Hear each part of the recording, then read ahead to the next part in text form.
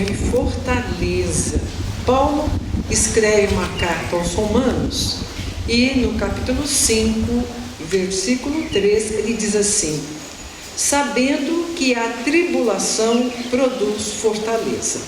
Então, o Espírito Emmanuel, através de Chico Xavier, traz a seguinte explicação. Ele desenvolve esse versículo para a nossa compreensão.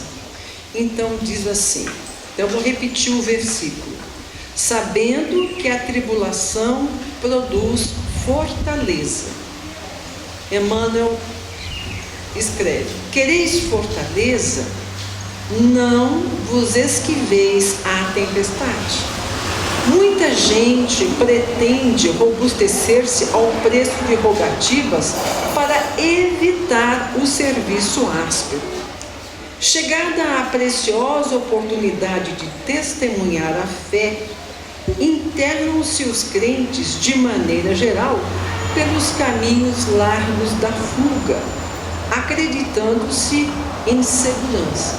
Entretanto, mais dia menos dia, surge a ocasião dolorosa em que abrem falência de si mesmos. Julgam-se então perseguidos e abandonados. Semelhantes impressões, todavia, nascem da ausência de preparo interno. Esquecem-se os imprevidentes de que a tempestade possui certas funções regeneradoras e educativas, que é imprescindível não menosprezar. A tribulação é a tormenta das almas. Ninguém deveria olvidar-lhe os benefícios. Quando a verdade brilhar no caminho das criaturas, ver-se-á que obstáculos e sofrimentos não representam espantalho para os homens, mas sim quadros preciosos de lições sublimes que os aprendizes sinceros nunca podem esquecer. Que seria da criança sem a experiência? Que será do espírito sem a necessidade? Aflições, dificuldades e lutas são forças que compelem a dilatação de poder ao largamento de caminho.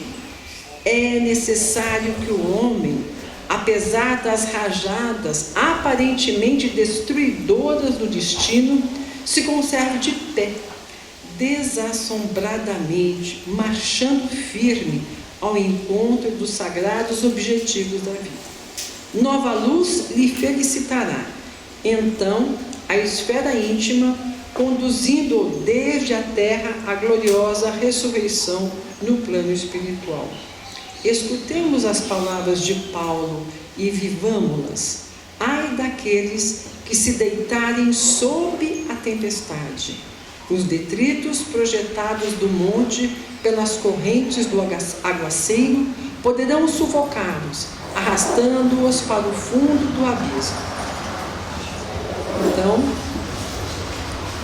diante dessa lição, que teremos que ter fortaleza diante das tribulações, é que nós vamos orar, dando início à nossa palestra de hoje.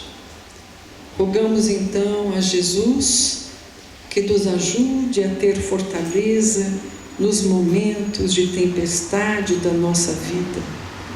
Que tenhamos fé e esperança em todos os momentos, que não fujamos à nossa responsabilidade, que junto com Jesus possamos enfrentar com muita fé, com muita esperança, sabendo que Deus sabe tudo o que é necessário para nós e que esta terra está sob o comando de Jesus. Então, com a paz que esta prece nos traz ao coração, na certeza da assistência dos amigos espirituais, em nome de Jesus e de Francisco de Assis, patrono desta casa, é que nós oramos. Pai nosso que estais nos céus, santificado seja o vosso nome. Venha a nós o vosso reino, seja feita a vossa vontade, aqui na terra como nos céus. O pão nosso de cada dia dai-nos hoje. Perdoai as nossas ofensas, assim como nós perdoamos a quem nos tem ofendido. E não nos deixeis cair em tentação, e livrai-nos do mal. Que assim seja, Senhor. Graças a Deus. Então, meus amigos, vou passar aqui a palavra para o Sérgio Castro. Seja bem-vindo, Sérgio.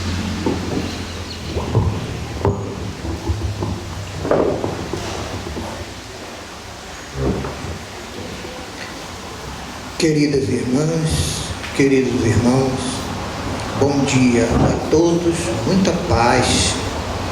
Jesus nos abençoe. Para receber um Espírito puríssimo, é preciso que ele seja abrigado por outro Espírito também iluminado. A previsão da vinda de Cristo à Terra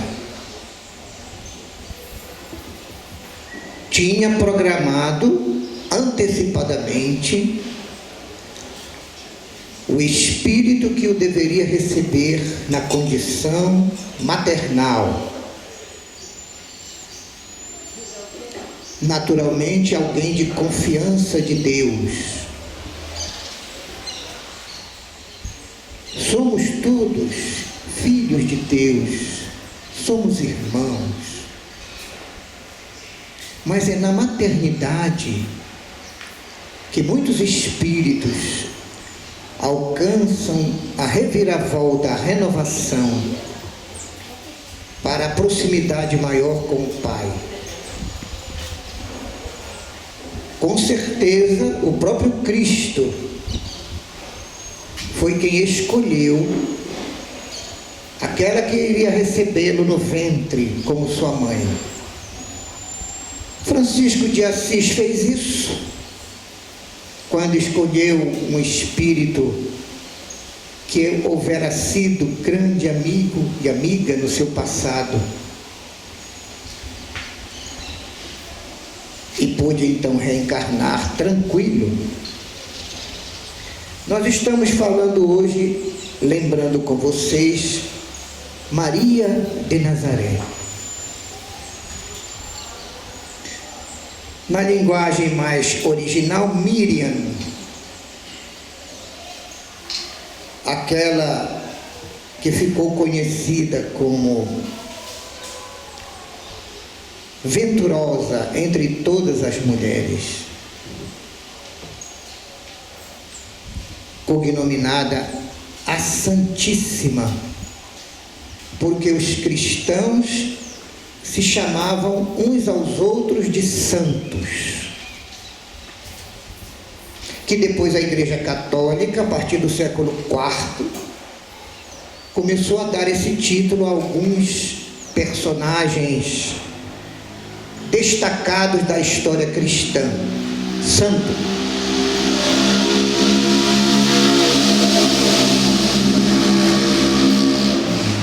Então Maria recebeu essa grandiosa missão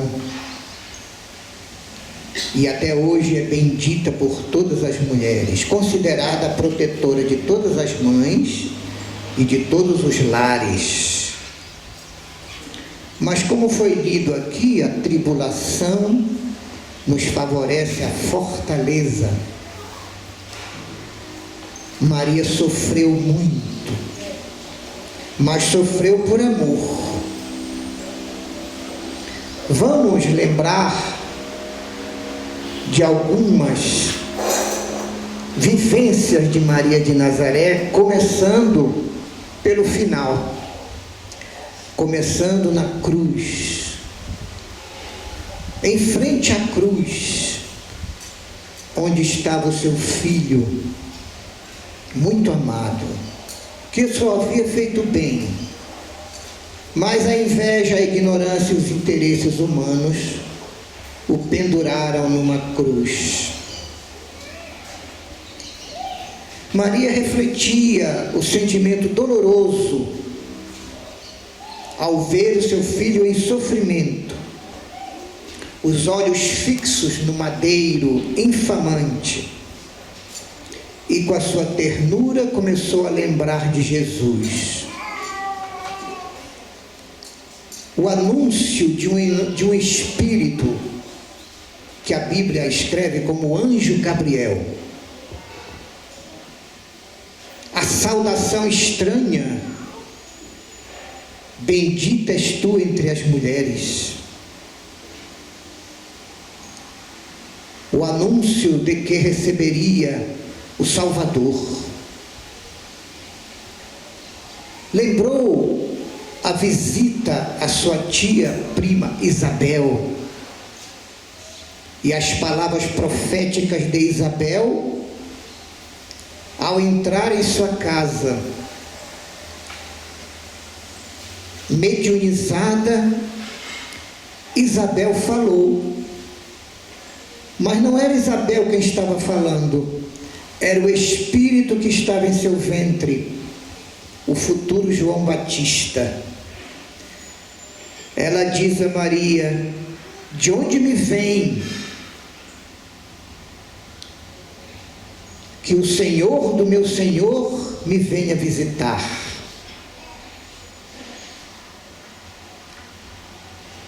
Ela acabara de entrar e Isabel não sabia que ela estava grávida. Mas Lucas registra que a saudação de Isabel prenunciava a vinda do justo pelo ventre de Maria. Mas ali estava Jesus na hora extrema, e as lembranças maravilhosas daquela noite inesquecível em que Jesus nasceu. A dificuldade de abrigo, a noite fria, e a caridade de uma hospedaria. A proprietária, que era uma senhora muito bondosa, mandou limpar a estrebaria, arredou os animais que dormiam e preparou um ambiente razoável para que Maria pudesse ter o trabalho de parto e Jesus nascesse. E como ele não tinha esses berços maravilhosos que os nossos filhos têm, foi limpada a manjedoura, local onde se colocava os alimentos, a ração para os bichos comerem, forrada de palha, depois de muitos lençóis, e foi ali que o menino, após a primeira mamada, deitou docemente e dormiu. Era o símbolo da humildade, da simplicidade e da modéstia. O Rei Solar, o Cristo planetário, na única vez que encarnou na terra entre nós, nasceu em uma estrebaria e teve como berço uma manjedoura, dando-nos a primeira lição da simplicidade e da humildade.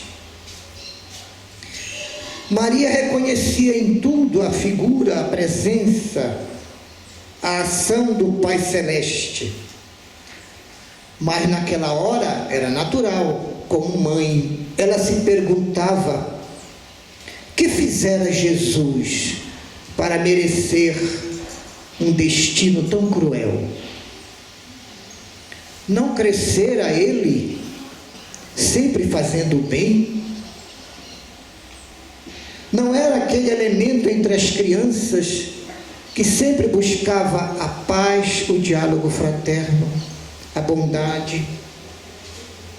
Não era depois aquele que dispensava carinho, respeito, fraternidade a todos? Não era ele que recolhia mendigos e levava para a casa de José, seu pai, para serem abrigados, receberem roupas, tomarem banho, comerem e ir embora?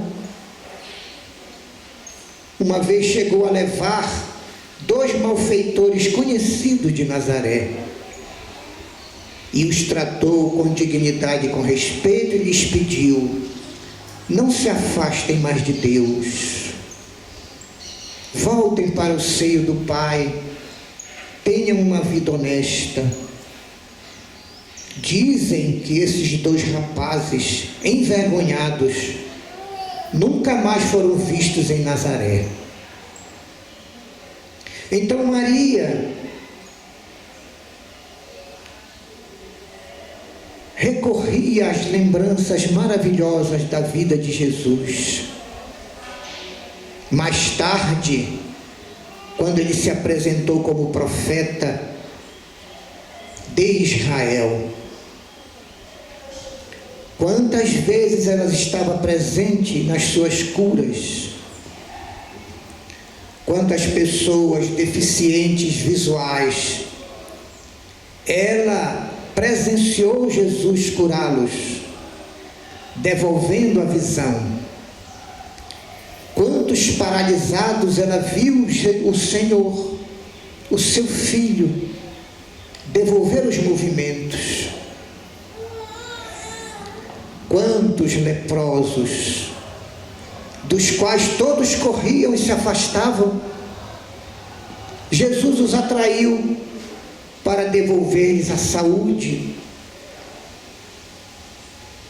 a epiderme perfeita novamente, e puderam se reintegrar à sociedade, porque quando a lepra era identificada pelo sacerdote médico, aquela pessoa era levada imediatamente para o vale e o seu nome era riscado do livro dos vivos. Então, quando Jesus curava leprosos, dizia: não conteis isso a ninguém, mas ide ao sacerdote vos apresentar, para que vossos nomes sejam recolocados na lista dos vivos e possais fazer a oferenda que Moisés prescreveu para todos aqueles que recebessem uma cura de Deus. Todo mundo que se curava era uma bênção de Deus, tinha que ir ao templo fazer uma oferta em agradecimento. Então Maria, olhando Jesus no alto, Jesus era tão iluminado que morreu nas alturas. Não morreu no chão como nós, foi elevado numa cruz. E era tanto amor e tanta luz que ele destruiu o símbolo da cruz. A cruz romana tinha um símbolo: o castigo merecido dos cruéis, dos homens vis e desonestos, dos violentos. Depois que Jesus foi crucificado, transformou o símbolo da cruz no elemento do sacrifício que conquista os céus. Daí ele disse que todos nós temos a nossa cruz. E propôs: todo aquele que quiser me seguir, negue-se a si mesmo, o seu lado negativo, carregue a sua cruz e siga-me. Então ele transformou o símbolo da cruz em um caminho árduo, mas eficaz, de purificação, de iluminação, para merecer viver ao lado de Deus. Enquanto assim pensava Maria, notou que João, o apóstolo amado, voltava para ficar ao lado dela. Ele havia fugido igual aos outros, mas se arrependeu. Ele mesmo confessa no seu evangelho. E chegou ao seu lado, abraçou-a e ficaram um longo tempo abraçados, chorando. E quando terminaram, Jesus pousou sobre eles o seu olhar. E quase que num murmúrio bem baixinho, disse à sua mãe: Mãe, eis o teu filho. E desviando levemente o olhar para João, disse-lhe: Eis tua mãe. Era a última providência que Jesus precisava. Quem iria cuidar de sua mãezinha? Agora ele estava tranquilo. E logo mais, ele pôde dizer a sua última frase na cruz: Pai, em tuas mãos eu entrego o meu espírito. E foi-se, partiu, voltou para o mundo celestial. Maria chorou.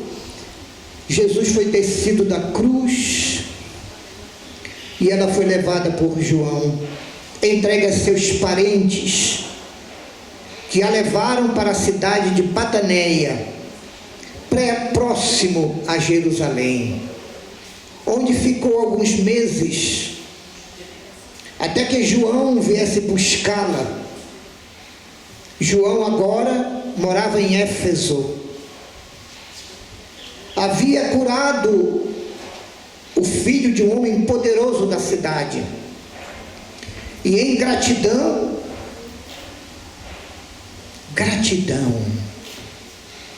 uma coisa que nós esquecemos tanto.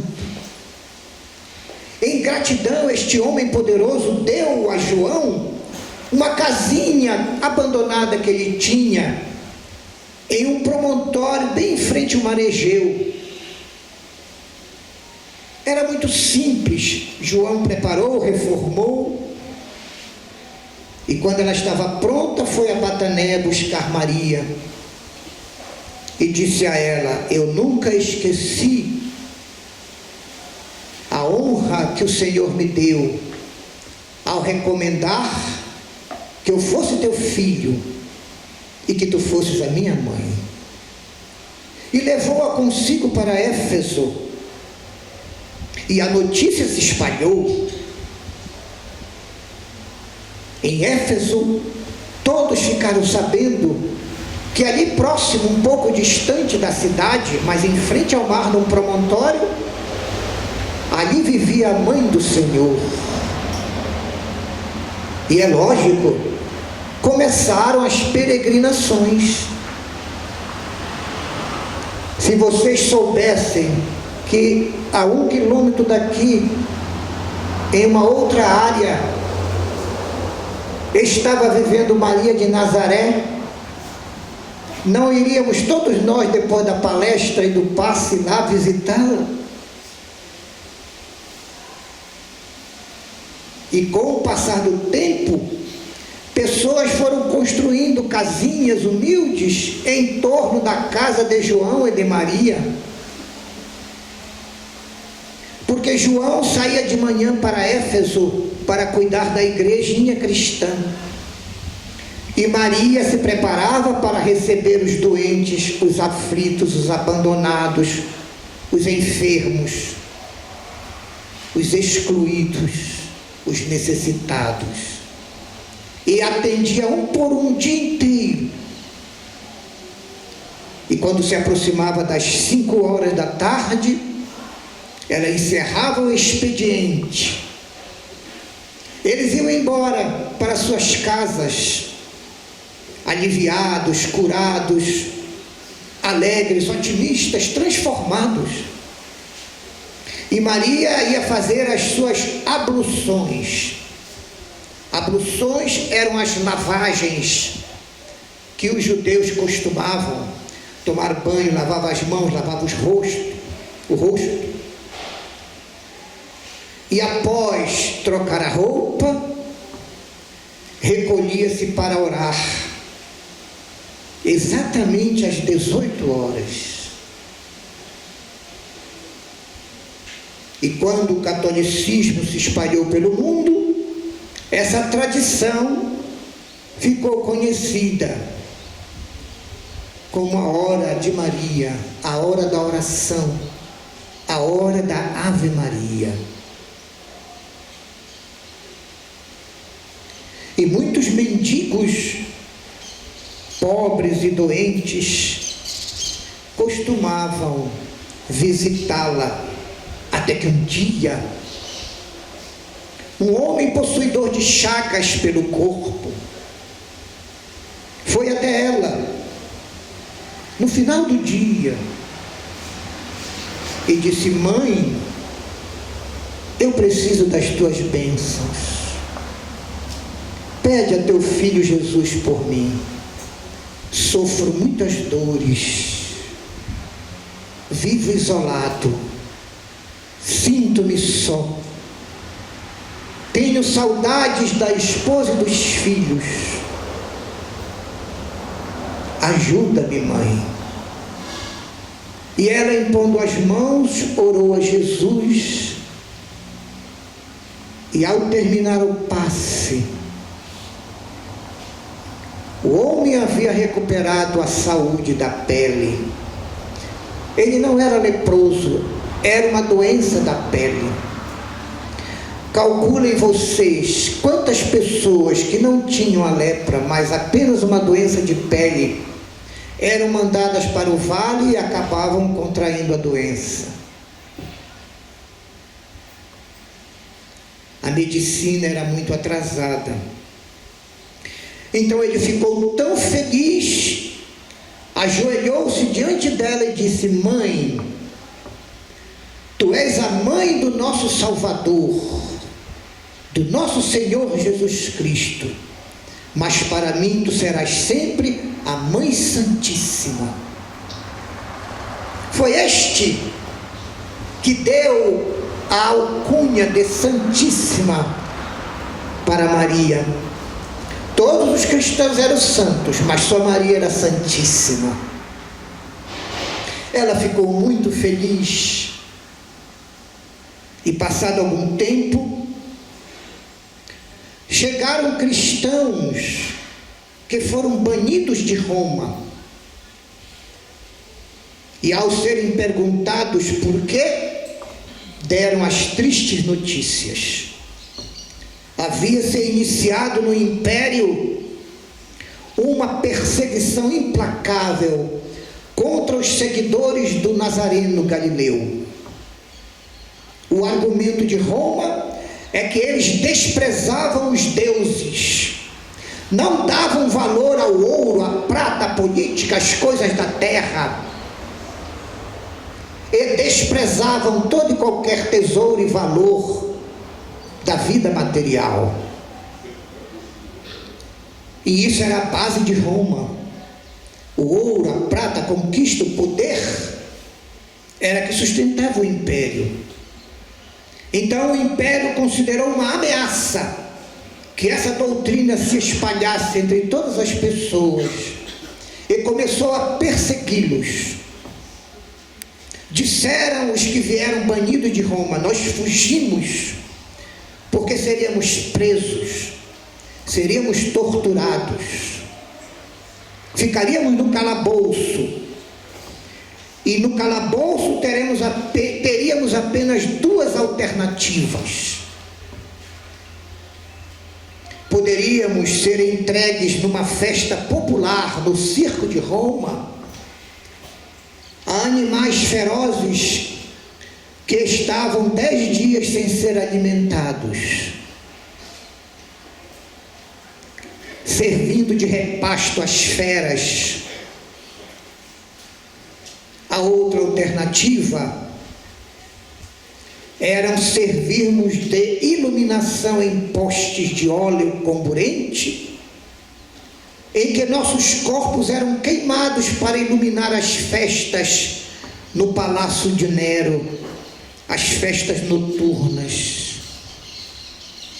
Durante algumas noites, Nero abria o palácio para o povo e colocava em postes distanciados alguns metros uns dos outros, cristãos, untados de óleo comburente,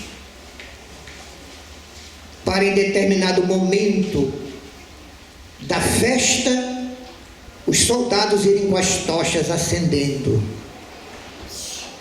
Mas antes perguntavam: ainda crês neste Senhor, pelo qual tu irás morrer?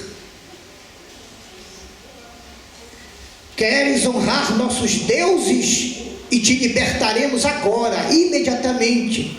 Te devolveremos a cidadania, devolveremos todos os teus bens e voltarás para tua casa. Queres? Não. Eu creio no Senhor. Eu amo o meu Senhor Jesus. Então morre. E acendia o fogo. Mas havia uma terceira opção, mais terrível ainda. Cristãos amarrados em estacas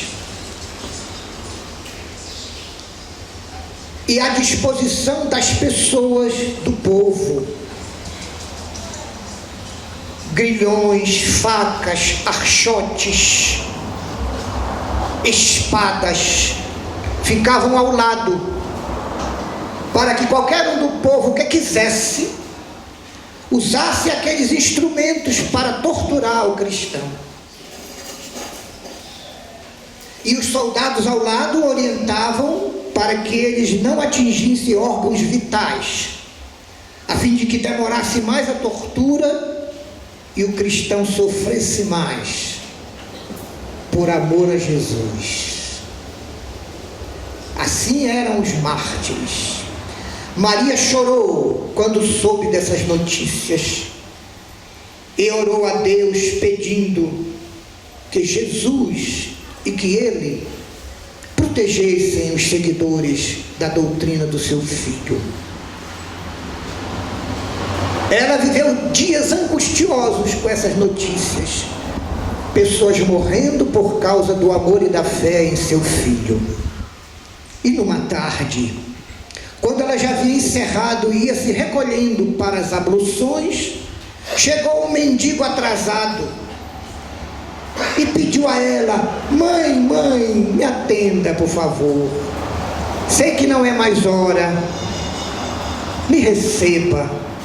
E ela, que era bondosa, abriu a porta novamente, o mendigo entrou e ela aguardou o seu pedido. Eu quero isso, eu quero aquilo, me cura, faz alguma coisa. Mas ele não disse nada. Ele começou a falar a ela dizendo: mãe, Deus é Pai amoroso. Deus sabe o que estamos sofrendo por amor a Ele. Não fique triste, mãe. As almas que são maltratadas pelos homens em nome do Pai, são recebidas por anjos em festa no mundo celeste e se libertam para sempre das angústias do mundo, dos tormentos da carne. E ela pensou: mas que mendigo estranho é este, que em vez de me pedir algo, está falando coisas doces ao meu coração. Parece que ele sabe de todas as minhas angústias. E o mendigo falava, consolava, esclarecia. Maria foi sendo tomada de uma emoção, os olhos lacrimejando, o coração batendo forte e rápido, até que ela não suportou mais e disse: mas quem és? Por Deus, quem és que me consolas assim com tanto amor? Foi quando o mendigo fez cair a sua aparência e sorriu para ela dizendo: sim, mãe, sou eu, o teu filho amado. Ela se jogou em seus braços, quis beijar os seus pés, Mas ele não permitiu. Tomou suas mãos e beijou-as e abraçou-a demoradamente. Mas quando encerrou o abraço de afeto, Maria cambaleou e ele a colocou no leito. Chegara o momento de sua desencarnação. E foi Jesus, o seu filho, que foi buscá-la. Pessoas foram correndo a Éfeso trazer João para assistir aos últimos momentos da Santíssima, da Mãe do Senhor. E na alvorada do outro dia, ela sentiu chegar um coro de anjos, cantando hinos de louvor a Deus. E seu espírito então libertou-se da carne e foi recebida por essa comitiva enviada por Jesus. Mas antes dela ser levada aos céus, para cumprir o que Jesus havia dito antes de ir embora: mãe, eu vim te buscar, porque o meu Pai quer que tu sejas, no seu reino celeste, a rainha de todos os anjos. Foram as últimas palavras que ela ouviu encarnada. Antes de ir embora com a caravana de anjos, ela lembrou dos sofridos e aflitos de Roma. E num pensamento e um átimo de segundo, ela estava no Palácio do Esquilino, a grande fortaleza, prisão dos romanos. Penetrou nos calabouços e viu no pátio escuro centenas de cristãos esperando para subir ao circo. E ela então decidiu: o meu filho deixou uma luz para os momentos de dor, era o Pai Nosso. Que poderei eu deixar como legado a essas almas? Ela disse: eu gostaria de deixar uma mensagem de alegria. Encontrou uma menina jovem num canto orando. Associou-se a ela, tocou na sua testa com a sua mão abençoada, e a menina sentiu uma alegria profunda, uma alegria tão grande que começou a cantar baixinho, depois foi aumentando o volume, depois começou a cantar a viva voz, em plena voz, um hino de louvor a Jesus. E foi acompanhada por um outro, depois por mais um, mais outro, e em poucos minutos, todos no calabouço do Esquilino estavam cantando hinos de louvor a Deus e a Jesus. E pela primeira vez na história do mundo, pessoas que iam subindo para a arena morrer, cantavam hinos de louvor e de gratidão ao homem que era a causa de suas mortes, que era Jesus.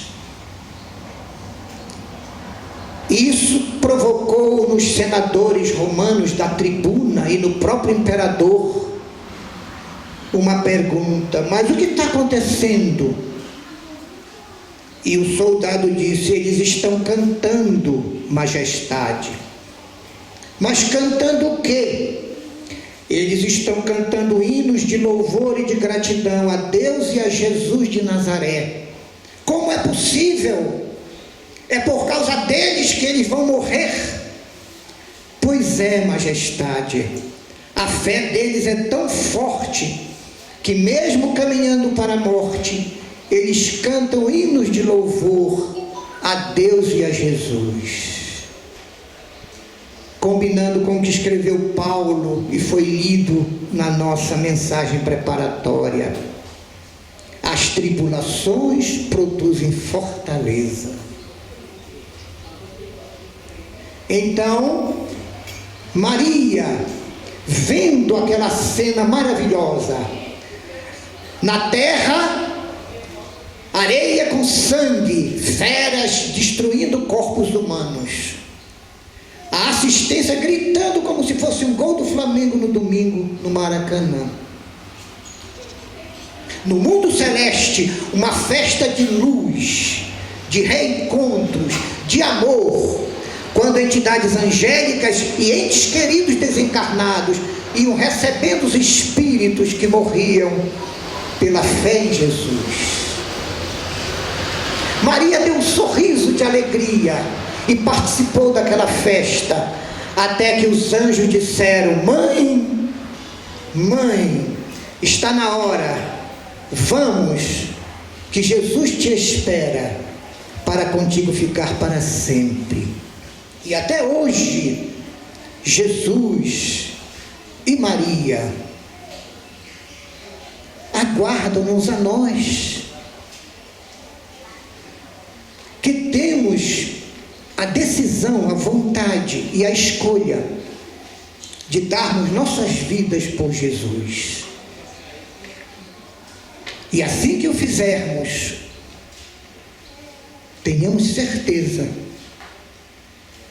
Jesus enviará um coro de anjos para receber nossas almas no momento extremo, mas também no momento grandioso da libertação dos nossos espíritos, deixando o corpo para a terra e voltando o espírito para Deus. E é a Deus que eu peço, e também a Cristo, e também a Maria, que a todos nos abençoe, visitem nossos lares, adocem a nossa vida, nos deem mais forças e fé, para que nós possamos cumprir o que pediu Paulo na sua carta aos Romanos. Saibamos aproveitar as tribulações, os tormentos, as aflições, as provas, as expiações, para aumentar em nós a fortaleza e a fé. Deus conosco sempre, Jesus nos visite sempre, e Maria permaneça em nossos corações para sempre. Muito obrigado a todos pela presença. Graças a Deus, graças ao Cristo, graças a Maria e ao nosso grande amigo Francisco. Os dois Franciscos, o de Assis e o de Pedro Leopoldo. Muita paz.